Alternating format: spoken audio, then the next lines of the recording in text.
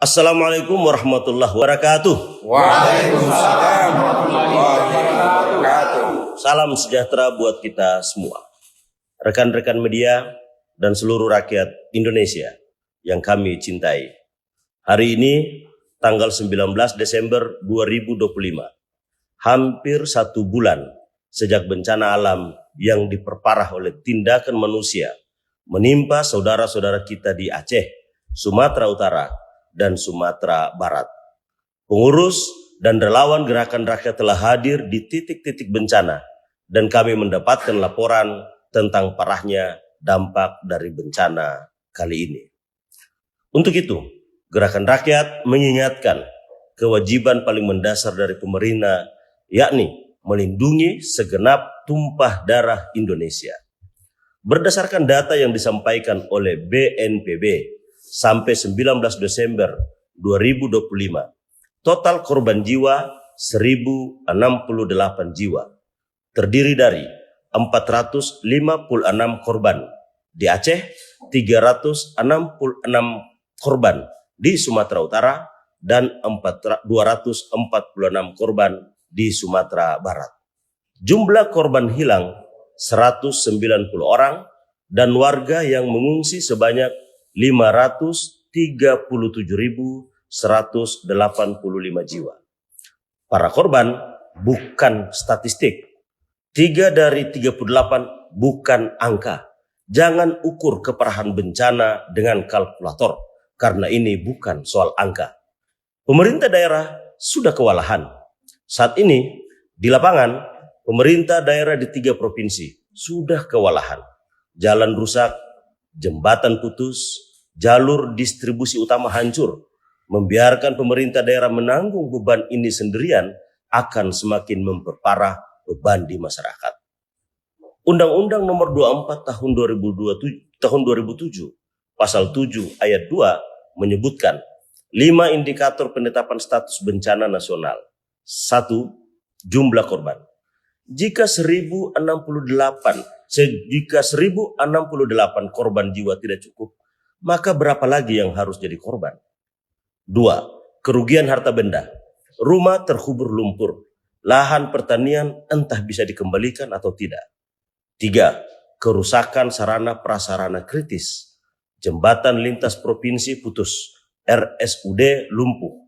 Akses desa terputus selama berminggu-minggu. Masyarakat harus berjalan kaki hanya untuk mendapatkan makanan. 4. Cakupan luas wilayah. 3 provinsi dengan panjang seperti Pulau Jawa. 5. Dampak sosial ekonomi meluas. Lumpuhnya ekonomi di pantai barat Sumatera. Gangguan distribusi nasional.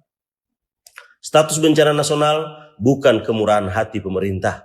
Status itu adalah kewajiban konstitusional negara. Menolak menetapkan status bencana nasional berarti pemerintah mengingkari fakta dan realitas kemanusiaan yang ada di depan mata. Bukan sekedar bencana, ini adalah dosa ekologis pemerintah. Siklon Senyar adalah pemicu. Thailand dan Sri Lanka juga mengalami hal serupa. Namun tanpa kerusakan alam yang parah, maka dampaknya tidak sebesar di Indonesia. Alam hanya memicu, kerusakan lingkunganlah yang menghilangkan nyawa. Hujan ekstrim yang memicu banjir, longsor, tidak hanya di Sumatera. Bandung, Saburai Jua, dan Papua juga mengalami hal yang sama. Deforestasi, alih fungsi lahan, dan berkurangnya daya dukung lingkungan yang dibiarkan menjadi faktor utama bencana kali ini. Bencana nasional menegaskan bahwa kerusakan alam sudah terjadi di mana-mana. Status bencana nasional adalah bentuk pertanggungjawaban moral dan konstitusional negara atas kegagalannya menjaga ruang hidup rakyatnya sendiri. Pemerintah tidak akan terlihat lemah hanya karena status bencana nasional. Pemerintah justru bertanggung jawab secara penuh, tidak hanya pada periode tanggap bencana, bahkan sampai pemulihan kembali hutan-hutan yang telah dirusak secara sengaja. Tuntutan Gerakan Rakyat mendesak Presiden Republik Indonesia untuk segera. 1. Tetapkan status bencana nasional. Bencana nasional adalah bentuk keberpihakan pemerintah pada korban bencana kali ini. 2. Buka akses bantuan internasional.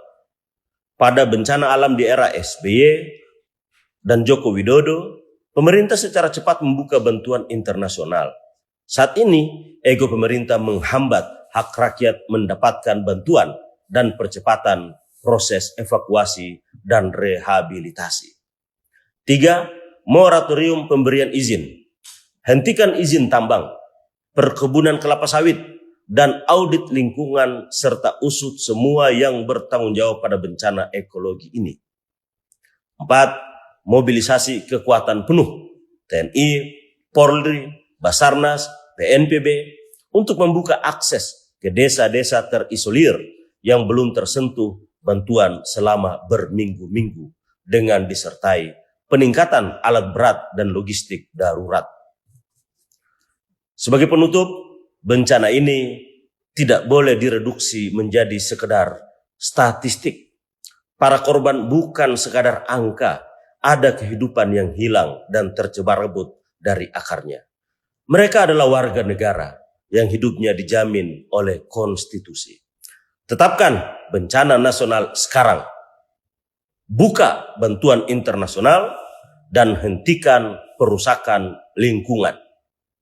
Gerakan rakyat akan terus berdiri bersama rakyat terdampak dan akan terus bersuara sampai negara benar-benar hadir.